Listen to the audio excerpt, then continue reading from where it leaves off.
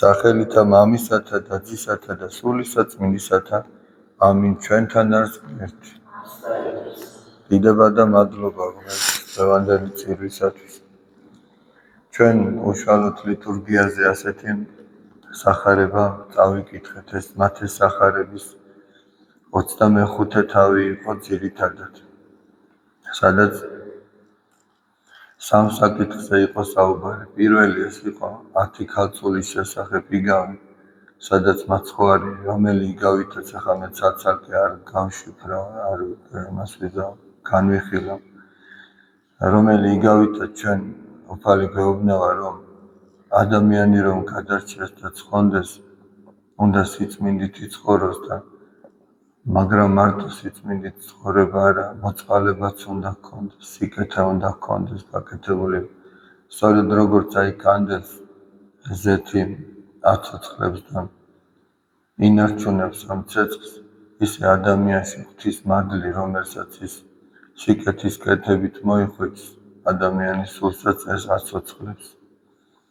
შემდეგი იყო იგავი ტალანტების შესახებ, რომ ბატონმა თავის მონებს დაურიგა სხვადასხვა რაოდენობის მონეტები, 5, 2 და 1 და ვიღაცამ გაამრავლა, ვიღაცამ წავიდა და მიწაში დაფლა და თუ დააკვირდით, იქ არ წერია, რომ თავისი ტალანტი დაფლა მიწაში. იქ წერია, რომ თავისი ბატონის ტალანტი დაფლა მიწაში.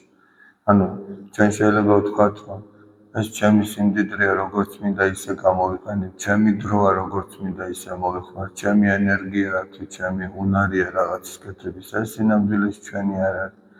ეს ჩვენ ღვთისაგან გვაქვს მიღებული და რაღაცისთვის გვაქვს მიღებული. ეს არის ძალიან მნიშვნელოვანი, რომ რაღაცისთვის მოგცა ეს ღმერთმა, რომ ადამიანმა ეს უნდა ამსახუროს თავის მოყვას, თავის სამშობლოს, ღვთისმსახურებაში უნდა ჩააყენოს, რა თქმა უნდა, თავის თავსაც უნდა არგოს ამით.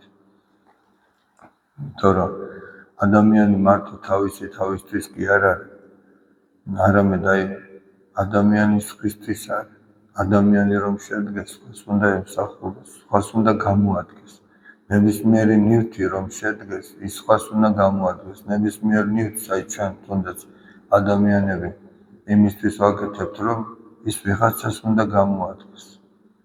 თავშოთ აი მანდილოსანი მურაბას რო აკეთებს რაღაცა, ხო იმისთვის არ აკეთებს, რომ ეს 100 წელი უნდა სარდაფში იდოს და არავის არ უნდა გამოადგეს. ხო ვიღაცას უნდა გამოადგეს, აბა მარისთვის აკეთებს. ადამიანიც ესე.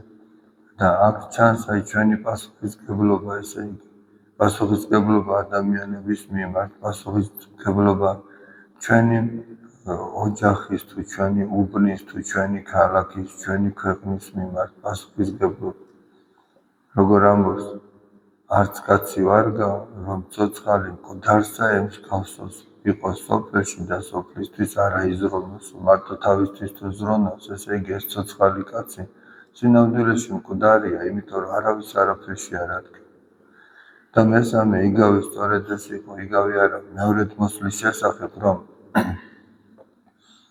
ზოგს მარჯვნივ დააყენებს, ზოგს მარცხნივ და სწორედ მათაც სიყვარულის საქმეებს მოგკითხავს, რამდენად შეიწყალეს მშიერი, გლახაკი, როგორ დაარწყულეს, უცხოს როგორ გზა უჩვენეს, თავშად საპყრობილეში და საავადმყოფოში როგორ მოინახულეს ადამიანები, ან როგორ არ მოინახულეს. ამის მიხედვით არის, რომ შევაჯამოთ, ესე იგი, ამ სამივე საკითხების მთავარი რა იყო, რომ ერთი არის სიწმინდით ცხოვრება, მეორე პასუხისმგებლობა, რომელიც ყველა ადამიანს გააჩნია, რამდენად ასრულებს, და მესამე არის სიყვარულის საქმეები, სიკეთის საქმეები და ძალიან მოკლედ მოციქული იაკობი ასეთ რამეს ამბობს. ღვთისმსახურებაო, სათნო და კეთილიო არისო, ქვრივებისა და ობლების მიხედვა მათ გასაჭირში და საკუთარი თავის დაცვა ამ ღვთისმოფლის ამოავებისაგან. აი ამ ერთ წინადადებაში შეაჯამა, ესე იგი რა არის სწორი ღვთისმსახურება, რომ ადამიანმა პასუხისმგებლობა იგრძნო იმ ობლისა და გაჭირებულის ქვრივის მიმართ და სიყვარულით მოეყარა და მიეხმარო, სიკეთე გაუკეთო და მარტო ეს არ კმარო და შენი თავი უნდა დაიცვა ამ წუთის ოფლის ყოველგვარი ბილწისაგან, ყოველგვარი ამაოებისაგან. ანუ შენ წმინდად უნდა იცხოვრო და თან პასუხისმგებლობით და სიყვარულით მოექცე სხვას. ეს არის ღვთისმსახურება, ეს არის გადარჩენის გზა და სწორედ ამაზე იყო დღევანდელ სახარებაში საუბარი. ღმერთი შეგვეციოს, ღმერთმა მშვიდობა მოგცეთ. ჩვენთან არის ღმერთი.